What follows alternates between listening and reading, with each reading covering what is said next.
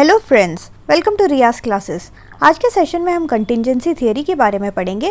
This topic is part of unit 2 organisation theory of the subject organisation theory and behaviour MCO 1 MCOM second year IGNOU।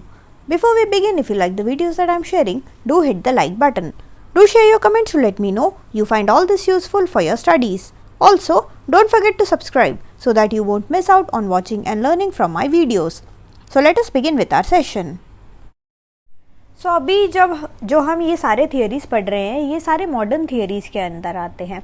और जो modern approach है वो ये देखता है कि एक ऑर्गेनाइजेशन जो है उसमें बहुत सारे फैक्टर्स होते हैं, बहुत सारे एक्सटर्नल फैक्टर्स। एक ऑर्गेनाइजेशन जो है एक एनवायरनमेंट में काम करता है और बहुत ज़्यादा डायनेमिक इंटरेक्शन रहता है एक ऑर्गेनाइजेशन का विथ इट्स एनवायरनमेंट, और जो भी सिचुएशनल फैक्टर्स होंगे वो सारा जो है हमारे ऑर्गेनाइजेशन के डिज़ाइन को अफेक्ट करता है। ठीक है, तो इसके अलावा दो इम्पॉर्टेंट लाइन ऑफ थॉट्स हैं जो कि टेक्नोलॉजी और एनवायरनमेंट को रेफ़र करते हैं, जिनके हिसाब से जो एनवायरनमेंट है उसका बहुत ही ज़्यादा बहुत ही इम्पॉर्टेंट रोल है उसका हमारे ऑर्गेनाइजेशन पे बहुत डिफरेंट तरीके के फैक्टर्स जो होते हैं एनवायरनमेंट के वो अफेक्ट करते हैं। अगर हम टेक्नोलॉजी की बात करें, टेक्नोलॉजी का यहाँ मतलब क्या है? टेक्नोलॉजी का मतलब है जो सारे टेक्निक्स हम यूज़ करते हैं during the flow of activities. जो भी हमारा वर्क फ्लो है, जिस वर्क फ्लो से होता क्या है, हमारा जो इनपुट है वो कन्वर्ट होता है आउटपुट में। ठीक है, तो टेक्नोलॉजी की मदद से हम इनपुट को जो है आउटपुट में कन्वर्ट करते हैं। ठीक है, so technology is a term that is applicable to all types and all kinds of organisation. तो यहाँ पे कहने का मतलब ये है कि अगर आपको एक ऑर्गेनाइजेशन को इफेक्टिवली मैनेज करना है तो आपके उसके टेक्नोलॉजी, जो एनवायरनमेंट में टेक्नोलॉजी है, जो टेक्नोलॉजी अवेलेबल है और जिस टेक्नोलॉजी को हम यूज़ कर रहे हैं इनपुट को आउटपुट में कन्वर्ट करने के लिए, उस पे, और सेकेंडली जो एनवायरनमेंट है, जिस एनवायरनमेंट के अंदर हमारा ऑर्गेनाइजेशन काम कर रहा है, इन दोनों चीज़ों पे आपको बहुत ही ज़्यादा ध्यान देना पड़ेगा, तभी आप एक ऑर्गेनाइजेशन को अच्छी तरीके से मैनेज कर पाओगे। अब हम बात करेंगे कंटिजेंसी थियरी में। कंटिजेंसी थियरी ये कहता है कि भाई there is no best way to manage. ठीक है, एक कंटिजेंसी थियरी के हिसाब से एक ऑर्गेनाइजेशन को मैनेज करने के लिए कोई ऐसा स्पेसिफिक रूल नहीं है कि आप इस पे ध्यान दो या इस पे ध्यान दो, या कोई और फैक्टर है उस पे ध्यान दो, या किसी सिस्टम से आप चलो, कोई रूल को आप फॉलो करो। ऐसा कुछ भी नहीं है। कंटिजेंसी थियरी के हिसाब से ऐसा कोई भी रूल नहीं है, कोई रिटर्न रूल नहीं है जिसको आपको फॉलो करना पड़ता है। इसके हिसाब से जो है, इनके हिसाब से बहुत ज़्यादा डिफरेंट तरीके के इफेक्टिव वेज होते हैं जिससे कि मैनेजमेंट जो है परफॉर्म करता है, मैनेजमेंट के फंक्शंस जो है वो परफॉर्म करता है। ठीक है, सो इनके हिसाब से जो सिचुएशन है, ये जो है सिचुएशन को देखते हैं कि हमारे सामने जो सिचुएशन आया उस टाइम पे हमने क्या डिसीजन लिया, वो जो है हमें बेस्ट तरीके से लीड करेगा to achievement of our goals. ठीक है, सो इनके हिसाब से there is no universal principle that is to be applied in all situations. और जो मैनेजर्स होते हैं अपने सिचुएशन के हिसाब से एनालाइज करते हैं कि भाई इस सिचुएशन में क्या चीज़ लगनी चाहिए, क्या प्लान है ऐसा है जो इस सिचुएशन में फिट हो, और उस तरीके से जो है हम आगे अपने ऑर्गेनाइजेशन को बढ़ाएंगे। ठीक है, सो कंटिजेंसी थियरी के हिसाब से कोई भी आपका फिक्स्ड चीज़ नहीं है, कोई भी ऐसा फिक्स्ड रूल नहीं है जिससे कि हमें ऑर्गेनाइजेशन चलाना है।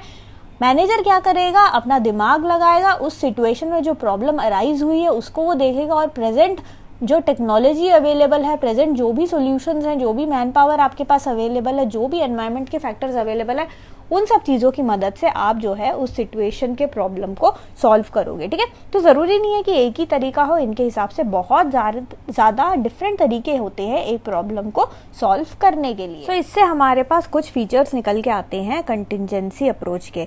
वो क्या क्या फीचर्स है? पहला यही है कि जो मैनेजमेंट का एक्शन है दैट इज़ कंटिजेंट, यानी कि जो भी एनवायरनमेंट में जो भी आपका सिचुएशन होगा उस हिसाब से हमारा मैनेजमेंट का एक्शन होगा।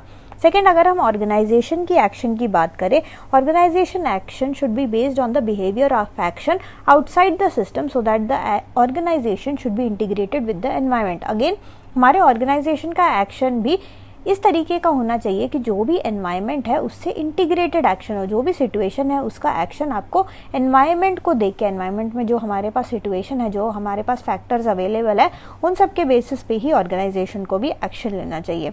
तो इन सब से ये बात निकल के आती है कि there is no universal action. कोई ऐसा नहीं है कि इस सिचुएशन में आपको यही करना है, क्योंकि हर स्पेसिफिक ऑर्गेनाइजेशन का अपने एनवायरनमेंट के साथ जो रिलेशनशिप होता है वो अलग होता है। इस कारण हमारा कोई भी एक्शन जो है वो यूनिवर्सल नहीं है और ये सिचुएशन पे डिपेंड करता है। जो सिचुएशन होगा उस हिसाब से हमारा एक्शन भी होगा। तो कई डिफरेंट रीजंस थे जिसके कारण हमारा ये जो कंटिंजेंसी थियरी है ये पॉपुलर रहा। पहला रीज़न उसका ये है कि एक कॉन्सेप्चुअल फ्रेमवर्क जो है हमारा कंटिंजेंसी थियरी प्रोवाइड करवाता है किसको, मैनेजर्स को, जिसके अंदर बैठ के हमारा जो मैनेजर है वो ऑर्गेनाइजेशन के डिफरेंट कंपोनेंट्स को और उनके बीच के जो इंटर रिलेशनशिप है उसके बीच उनको वो ढंग से स्टडी कर सकता है, एक सिस्टमैटिक तरीके से जो है वो उसका स्टडी कर सकता है। सेकेंड जो है, ये जो चीज़ है ये स्टडी करने से उसको डिसीजन मेकिंग में काम आता है। जब भी कोई सिचुएशन आएगा आपके सामने तो हमारा मैनेजर जो है वो अच्छे से उसका डिसीजन ले पाएगा। Second is linkage between theory and practice. Contingency theory जो है it is a practical way of studying and analysing the organisation. ये एक प्रैक्टिकल तरीके से जो हम जो है स्टडी करते हैं ऑर्गेनाइजेशन को, और जो भी प्रॉब्लम्स हैं प्रॉब्लम सॉल्व करने के लिए बंच ऑफ ऑल्टरनेट डिफरेंट तरीके के ऑल्टरनेटिव्स जो है वो प्रोवाइड करवाता है ये theory. Next one is a basis for introducing changes.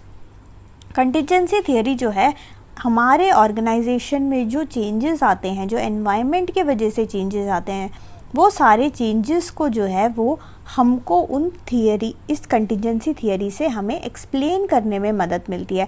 Different तरीके की इन्फॉर्मेशन हमें मिलता है regarding changes in environment from time to time.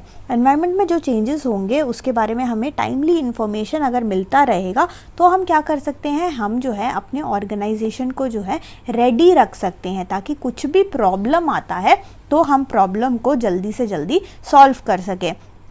इस कारण इसका वाइड एप्लीकेबिलिटी भी है डिफरेंट, क्योंकि हम सिचुएशन पे डिपेंड करते हैं। यहाँ पे जो सिचुएशन होगा उस हिसाब से हम यहाँ पे डिसीजन मेकिंग करते हैं। So whenever there is a need to define और redefine the relationship in an organisation, contingency theory में बी यूजफुल। तो अगर हमें रिलेशनशिप का, ऑर्गेनाइजेशन में डिफरेंट तरीके के डिपार्टमेंट्स होते हैं, डिफरेंट तरीके के स्केल्स होते हैं, लेवल्स होते हैं, उन सब के बीच को जो रिलेशनशिप है उसको अगर हमें रीडिफाइन करना है, कुछ ना कुछ चेंजेस हमें लेके आना है, तो हम क्या कर सकते हैं, हम ये कंटिजेंसी थियरी का यूज़ कर सकते हैं।